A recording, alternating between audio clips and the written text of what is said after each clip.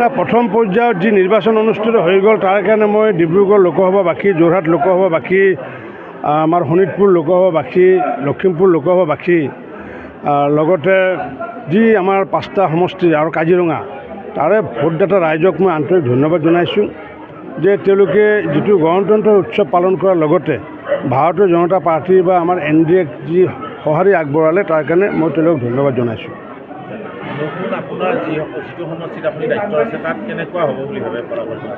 কোকৰাঝাৰ সমষ্টিৰ নিশ্চিত ওপৰত আমি জিকিম। ধুবুৰী সমষ্টিৰ ধৰ্মীয় সংখ্যালঘুসকলে যদি মোদী ডাঙৰীয়া, হিমন্ত বিশ্ব শৰ্মা ডাঙৰীয়াই যিমান আঁচনি দিলে যদি কৃতজ্ঞতা প্ৰকাশ যদি কৰে তেতিয়াহ'লে কৃতজ্ঞতা বোধ যদি থাকে তেতিয়াহ'লে আমি জয়লাভ কৰিম। আৰু যদি সেই মানুহখিনি যদি মোদী ডাঙৰীয়া, হিমন্ত বিশ্ব শৰ্মা ডাঙৰীয়াই আজি তাত আমি ৰেচন কাৰ্ড আমি দিলোঁ, তাত 4,73,000 আমি ৰেচন কাৰ্ড দিছোঁ ধুবুৰী অঞ্চলত, 2,98,000 মানুহ ঘৰত দিলোঁ। তাৰপিছত যদি মানুহে যদি কৃতজ্ঞতা স্বীকাৰ কৰি ভোট দিয়ে তেতিয়াহ'লে আমি জিকিম। আৰু যদি কৃতজ্ঞতা যদি স্বীকাৰ নকৰে তেতিয়াহ'লে আমি হয়তো হাৰিম ধুবুৰীত। কিন্তু মই আশাবাদী মানুহৰ মন বহুত পৰিৱৰ্তন হৈছে, কাৰণ সেইদিনা ইমামো যোগদান কৰিছে, মহিলাসকলৰ মাজত উৎসাহ হৈছে। মহিলাসকলে তাতে কোনো তাতাব্বৰক মানে তেওঁলোকে নামানে। আজি কিছুদিন আগতে মাতাব্বৰক খেদি গৈছিলে মহিলাসকলে।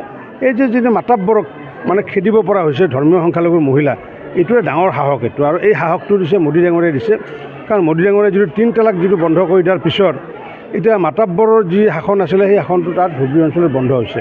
তাহাঁতৰ জানে মানে তাৰ মুখ মৰিলেও কিবা নমৰে বুলি কথা এটা আছে নহয়, সেইটো CPM-ৰ সেইটো ভাষাই, এইটো ডাইলগে সেইটো থাকে। তাহাঁতৰ মানে এনেকুৱা ভাষণ দিব আপুনি ভাবিব হয় নেকি বা জিতিয়ে গ'ল নেকি, কিন্তু ভোটদাতা ৰাইজেহে ক'ব।